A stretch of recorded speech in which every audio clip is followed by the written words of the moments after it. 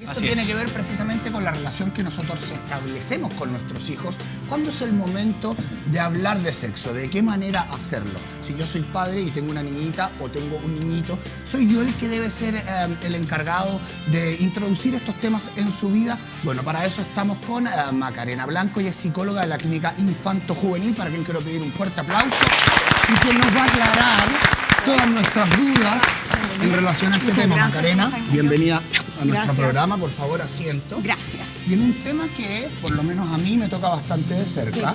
Yo tengo un hijo de 21, en el cual creo que, si bien la pega no está completamente hecha, ya pasamos un trecho importante en relación a su sexualidad. Pero tengo una mujer de 6 años, en el cual yo creo que la pega está empezando, ¿no es cierto? Sí. Me gustaría saber cuál es la edad en el cual hay que empezar a conversar estos temas con nuestros hijos. Mira, bueno, primero que todo, muchas gracias por la invitación. Es súper importante empezar desde lo más pequeños posible. La etapa preescolar es muy importante, ¿ya? Porque en el fondo ellos empiezan a conocer su cuerpo y a conocer a sus pares. Por ejemplo, empiezan a ir al jardín, se dan cuenta de que los niños y niñas son distintos, enseñarles las partes de su cuerpo. Si eres niño tienes pene, si eres niña tienes vagina, nombrarle las partes del cuerpo como se debe. No inventar sobrenombres, lo más natural posible. También es súper importante el autocuidado, que los niños aprendan a autocuidarse y a respetar a los otros, respetar el espacio del otro, respetar que a un niño no le gusta que le toque, no le gusta que le tiren el pelo, respetar el espacio de cada uno y desarrollar el tema de la empatía, que es súper importante para después, cuando empiezan a ser más grandes, para relacionarse con los otros. Y así se pueden evitar muchas cosas de las que sería están pasando el punto de partida ahora. Y es en la etapa preescolar. O sea, estamos hablando en los 4. Entre los 3, 4, puedes empezar perfectamente a hablar, pero de ese tema, del autocuidado, del respeto, de nombrar las partes como corresponden del cuerpo, sin sobrenombre, sin risa, sin en el fondo tirarlo como para la broma, en el fondo que es un tema en serio. También, por ejemplo, cuando los niños se están bañando, ya, ¿dónde está tu cabeza? ¿Dónde está tu hombro? ¿Dónde está tu brazo? En el fondo, como enseñarles así, de esa manera como lúdica, para acercarlos a este tema.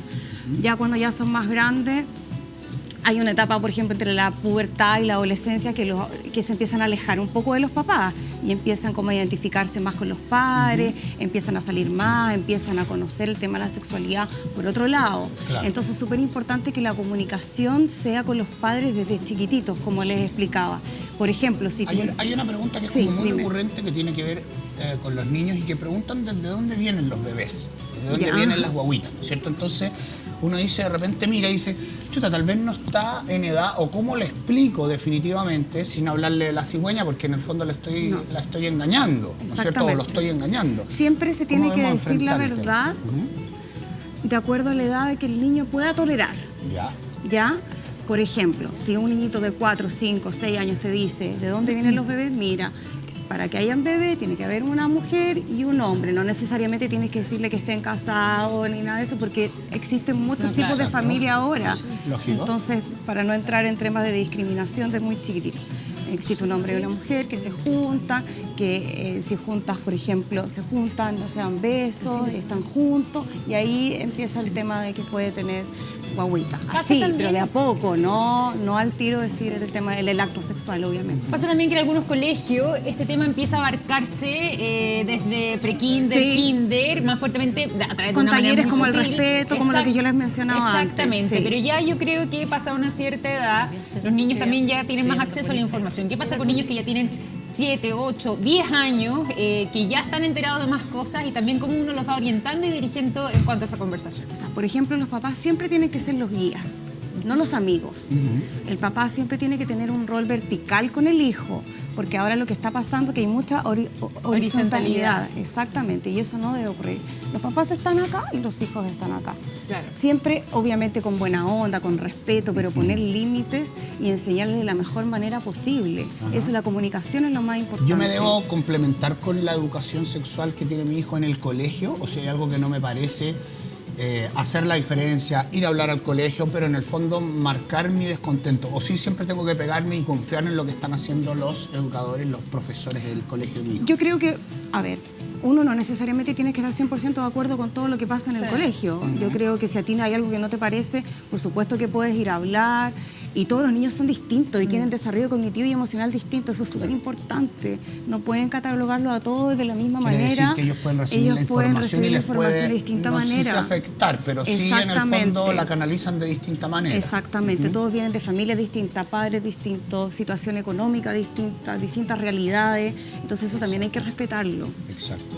¿Qué hacemos con ya han pasado, llegando a la etapa de la adolescencia? ¿De qué manera se abarcan los temas? Y en realidad, ¿cuándo en realidad? Porque yo creo que hay que empezar a hacer esa pega un poco antes, cuando uno ya está hablando directamente, por ejemplo, de relaciones sexuales. Y hay un joven que ya empieza a entrar a la adolescencia, que uno puede decir, está más expuesto también a ese tipo de situaciones. ¿De qué manera se debe abarcar? Hay que hablar, por ejemplo, de preservativos, de pastillas anticonceptivas, o cuándo empezamos a hacer esa pega. Yo creo que... a ver, no hay que tapar eso con un dedo. La idea no es que sea tan luego, pero sí, como dadas las circunstancias, ya, por ejemplo, entre los 12 y 13 años ya tienes que empezar a explicar. Porque pasa también que hay algunos papás, y esto yo lo he escuchado muchas veces, yo estudié pedagogía, entonces yo me acuerdo mucho que habían padres que hacen estas cosas, que decían, ¿cómo yo le voy a contar esto a mi hijo? ¿O por qué le voy a hablar de este tema? Porque va a ser como incitarlo a tener ese tipo de conducta.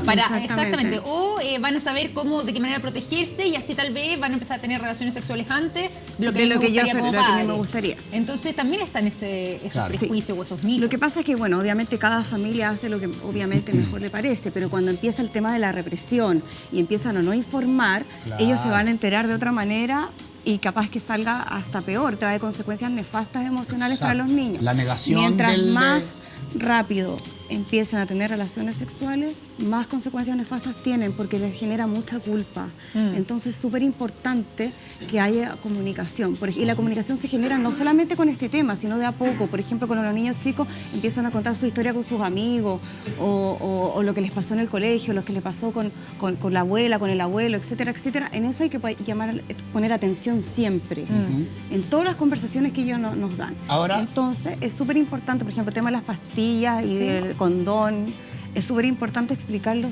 de entre los 12 y 13 años y tener hay que ser directo, en cuenta, con pan, vino, como son las cosas. Y tener en cuenta también no solamente las consecuencias del embarazo, sino las enfermedades. Sí, sobre todo las enfermedades. Eso es muy importante. Sí, pues la gran epidemia, yo creo, ahora de nuestros adolescentes. Porque claro, hemos reducido las tasas de embarazo adolescente, pero las enfermedades no.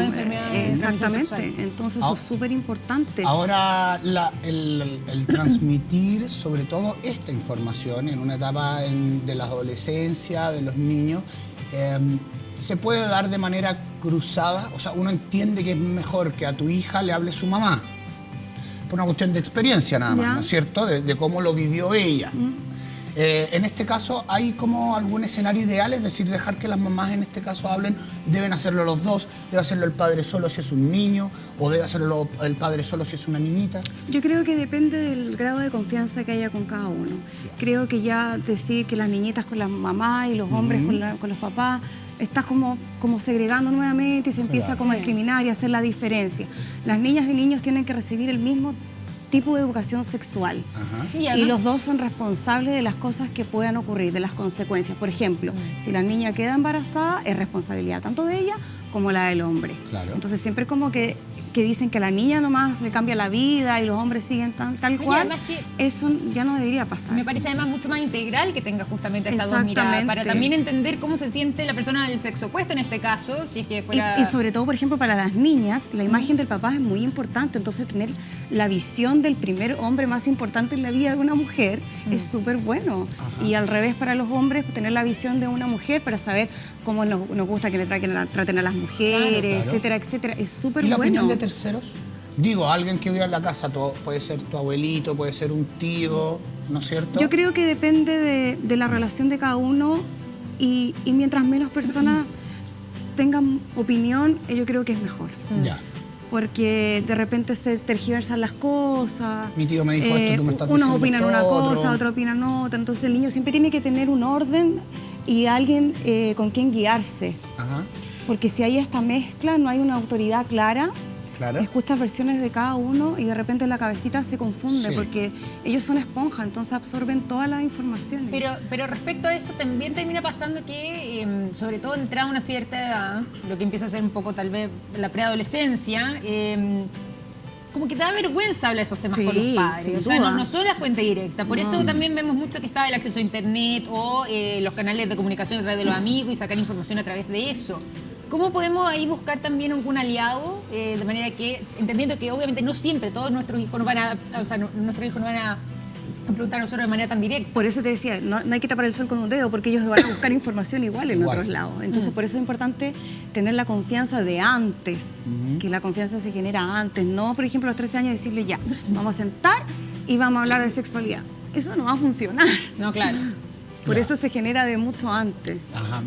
Hay mucha gente que nos está viendo en este momento, que nos está escribiendo a través de las redes sociales. Les gustaría saber, por supuesto, cómo ubicarte, ¿no es cierto? Y de tener la posibilidad de educarse y entender cómo. Porque es un tema que pasa en todas las Sí. casas de Chile y que muchas veces nos genera una problemática que no es tan difícil como aparenta, ¿no? Bueno, mis datos son macarenablanco.ps@gmail.com. Mi ¿Ya? fanpage es Macarena Blanco, psicóloga. Ahí está.